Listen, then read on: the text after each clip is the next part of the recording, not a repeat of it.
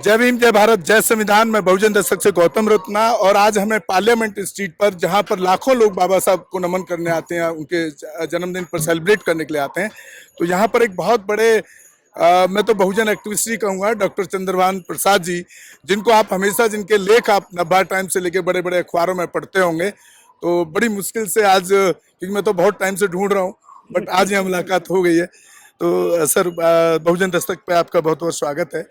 उससे पहले सर, मैं एक अपना सा एक लाइन एक अपने बारे में बता रहा हूँ, चैनल के बारे में। मेरा चैनल सिर्फ एक ही काम करता है, मैं नेताओं के इंटरव्यू नहीं करता हूँ। पूरे देश के अंदर जहाँ पर एट्रोसिटीज होती है, वहाँ के परिवार को दिल्ली बुलाता हूँ और रहने के लिए अकोमोडेशन देता हूँ, फिर उसकी पूरी स्टोरी करता हूँ। उसके बाद फिर वहाँ के एसएसपी और डीएम को सीधा कॉल करता हूँ कि अकॉर्डिंग टू कॉन्स्टिट्यूशन के अंदर ये एक्ट के अंदर एक्शन होना चाहिए था, आपने क्यों नहीं लिया। इस काम को आप कैसे देखते हैं? बहुत अच्छा। और ये चैनल कोई करता हुआ मुझे अभी तक दिखता नहीं। आई सैल्यूट यू फॉर दिस। तो सर से बात करेंगे। सर, आप दलित शब्द का बहुत इस्तेमाल करते हैं और मैं पर्सनली जितना बाबा साहब को और बहुजन मूवमेंट को और काशीराम साहब के साथ में 1984 से 9वीं क्लास में पढ़ता था, तब से साथ रहा हूँ। तो ये दलित शब्द को कोर्ट ने भी, मध्य प्रदेश की कोर्ट ने उसको डिनाई कर दिया कि ये सब ठीक नहीं है, और आप अक्सर यूज करते हैं। इसके पीछे क्या कारण? जब मैं 1980 में आजमगढ़ से दिल्ली जेएनयू में पढ़ाई करने के लिए आया, तो दीवारों पर जगह जगह लिखा होता था DS4। जी जी, दलित सोशलिस्ट संघर्ष। हाँ, तो दलित शब्द को नॉर्थ इंडिया में मान्यवर कांशीराम लाए हैं, और दलित शब्द की उत्पत्ति महाराष्ट्र में हुई। महाराष्ट्र में दलित पैंथर्स बना। जी, पैंथर्स आप जानते ही हैं। हाँ सर, दलित पैंथर के नाम से तो महाराष्ट्र में लोगों की, वनवादी लोगों की हवा खराब हो जाती है। अच्छा, दलित पैंथर इंस्पायर्ड है अमेरिका के ब्लैक पैंथर्स से। जहाँ तक हिंदी की जानकारी मुझे है, दलित पैंथर्स के पहले दलित शब्द अकेला नहीं कोई शब्द हुआ करता था। पद दलित, पद डैश दलित, जिसको पैरों से रौंदा गया हो। अंग्रेजों ने इसका इंग्लिश ट्रांसलेशन किया डिप्रेस्ड क्लासेज। ऐसा क्लास जिसको डिप्रेस कर दिया गया। आज डिप्रेशन को एक बीमारी मानते हैं। तो जब महाराष्ट्र में दलित पैंथर्स का गठन हुआ, तो दलित शब्द से पद दलित, पद हटा करके दलित प्लस पैंथर्स कर दिया, यानी दलितों में पैंथर्स वाली ताकत है। और जब हम तो नहीं है, हम तो सुनते हैं जब महाराष्ट्र जाते हैं, जब बॉम्बे की सड़कों पर दलित पैंथर्स के लोग मार्च करते थे, तो मुट्ठी भींच करके मार्च करते थे, और बहुत सारे जो अपर कास्ट के लोग होते थे अपनी खिड़कियां बंद कर लिया करते थे। और उसी दलित पैंथर टूट गया। दलित पैंथर्स के ही गर्भ से दलित साहित्य पैदा हुआ। पहला दलित साहित्य मराठी दलित साहित्य पैदा हुआ, फिर हिंदी दलित साहित्य, फिर हर भाषा में दलित साहित्य है। तो दलित शब्द एक रेसिस्टेंस का प्रतीक बन गया। रामविलास पासवान ने दलित सेना बनाई। तो इस बात से सबसे ज्यादा नाराज अगर कोई ऑर्गेनाइज्ड ग्रुप है तो आरएसएस है। आरएसएस को दलित शब्द पसंद नहीं है, और आरएसएस ने नागपुरियों दलितों के माध्यम से इस शब्द के खिलाफ एक कैंपेन चलाया। आरएसएस के लोग ही कोर्ट में गए, क्योंकि दलित शब्द एक ब्रांड बन चुका है। अगर दलित शब्द उचित नहीं है, तो फिर दलित साहित्य भी उचित नहीं है क्या? ये मैं सवाल आपके लिए छोड़ रहा हूँ।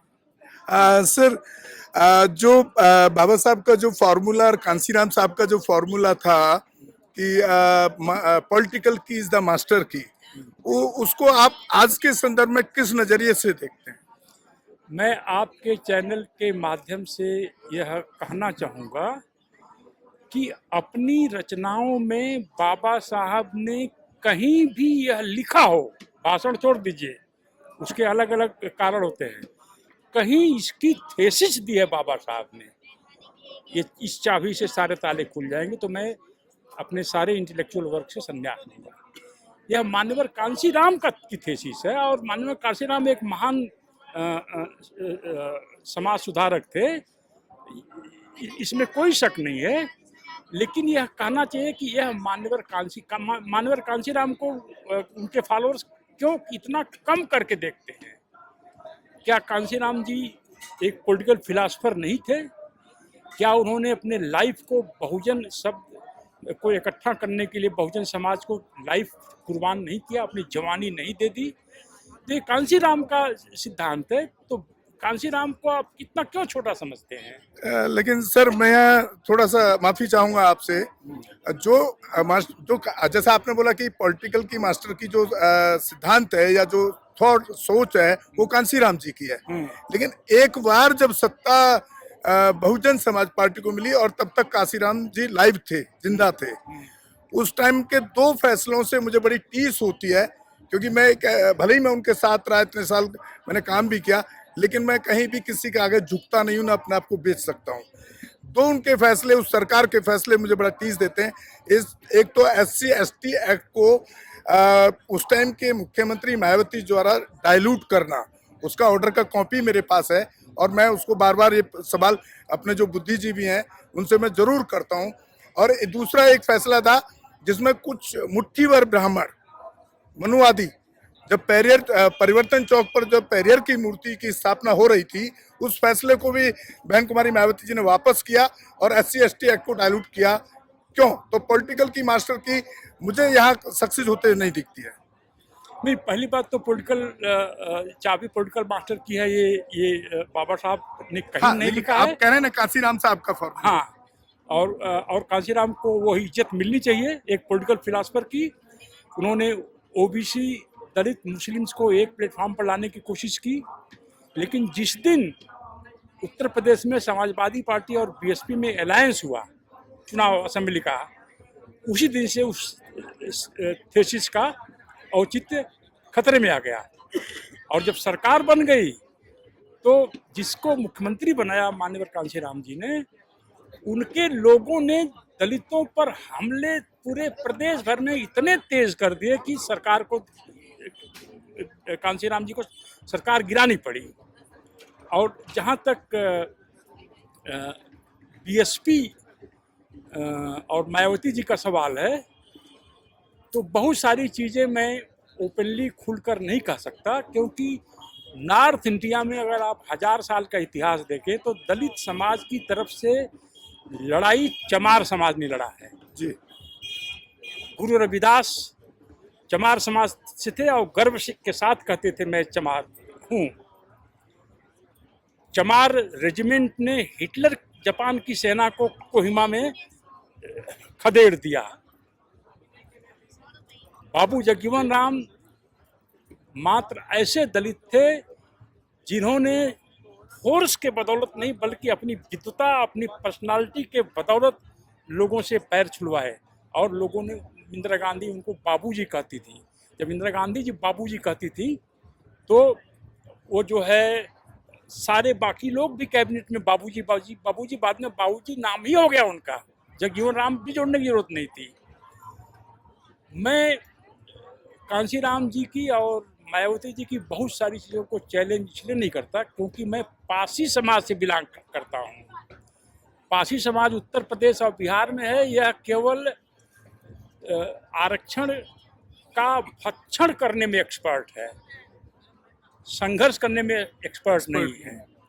तो मैंने कहा कि दलित व्यक्तित्व को, दलित विचार को शुद्ध रूप से चमार समाज का व्यक्ति ही रख सकता है। इसलिए जो भी उल्टा सीधा इन्होंने किया, मैं कभी उस पर सवाल नहीं उठाता सर। लेकिन फिर यहाँ पर एक सवाल, आप ही के सवाल में से मुझे सवाल मिल गया। अगर हम अपने आप को चमार या पासी या जाटव में अगर हम गर्व महसूस करेंगे, जैसे आजकल एक यूथ लड़का ने एक ट्रेंड बना दिया यूपी और जहाँ जहाँ नॉर्थ इंडिया के अंदर गर्व से कहो चमार हैं, जाटव हैं, खटीक हैं, वाल्मीकि है।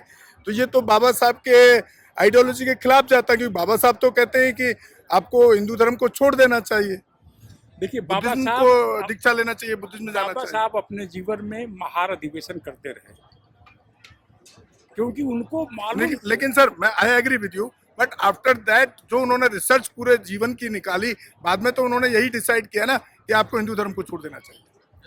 नहीं, हिंदू धर्म को छोड़ दीजिए तो कुछ में चमार थोड़ा खत्म हो जाता है, पासी थोड़ा खत्म हो जाता है। आप चलिए किसी गांव में मेरे साथ, किसी जो बुद्धिस्ट हो गए हैं, गांव के गांव चमार समाज के लोग बुद्धिस्ट हो गए हैं, कोई मानता है बुद्धिस्ट हो गए हैं, बोलते हैं चमार हैं। पश्चिमी उत्तर प्रदेश में थोड़ा आदर से बोलते हैं कि ये जाटव हैं। तो इसमें इस बात में कोई भ्रम नहीं रहना चाहिए कि अगर दलित कोई भी लड़ाई जीतेगा तो वह चमार ही लड़कर देगा। बाकी दलित उपजातियां ये गेस्ट आर्टिस्ट है, ये फिल्म की हीरो या हीरोइन नहीं है, ये गेस्ट आर्टिस्ट है। आप यहाँ पता सेंसस करा लीजिए, यहाँ पर बाबा साहब के लिए सड़कों पर जो भीड़ उमड़ी है।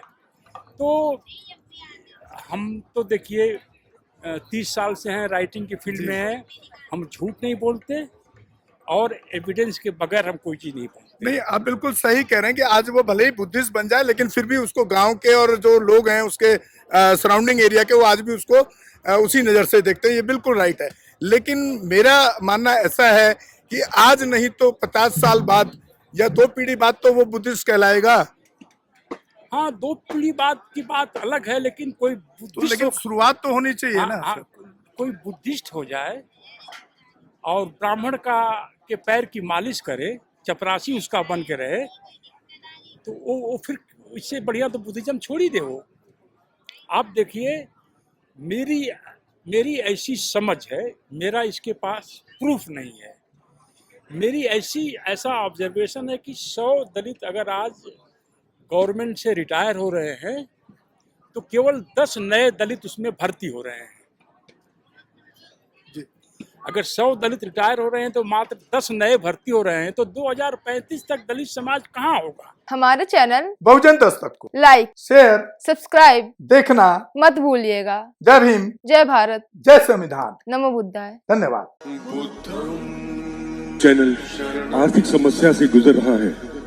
अगर आप बहुजन समाज में बाबा साहेब आम्बेडकर और तथागत बुद्ध की विचारधारा को अधिक से अधिक लोगों तक पहुंचाना चाहते हैं तो हमें आर्थिक सहयोग प्रदान करें, ताकि हम अपने चैनल के माध्यम से देश विदेश में समता, बंधुता, एकता और संवैधानिक अधिकारों को ज्यादा से ज्यादा लोगों तक पहुंचा सकें।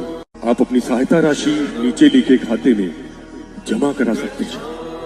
खाता धारक गौतम रत्ना, खाता संख्या 316957686551, IFSC कोड SBIN 0060336, बैंक भारतीय स्टेट बैंक। आप हमारे बैंक खाते का विवरण स्क्रीन पर भी देख सकते हैं। रोको मत, हमें टोको मत, हमें आगे बढ़ते जाना है। जय भीम का नारा लगाना है, जय भीम का नारा लगाना है। जय भीम, जय भीम। मैं गौतम रत्ना आपका बहुजन फिल्म प्रोडक्शन में स्वागत करता हूं, और आप हमारे प्रोडक्शन हाउस के अंदर अपना कैरियर बना सकते हैं as a film director, as a producer and actor and actress and editor and cinematographer also. अगर आपको फिल्म से रिलेटेड कुछ भी प्रोजेक्ट आपको बनवाना है तो हमारे पास में पूरा सेटअप है, जिसमें फिल्म कैमरा है, शूटिंग लाइट्स है और एडिटिंग है। सारा A to Z एक ही जगह पर आपको हमारे यहाँ पर मिल जाएगा। तो दोस्तों, आप हमें कांटेक्ट कर सकते हैं हमारे नंबर्स पर 9810085714 और 8510005714। हमारे वेबसाइट पे विजिट कर सकते हैं www.filmserviceindia.com, और हमें मेल भी कर सकते हैं gautamfilmsproduction@gmail.com पर। धन्यवाद।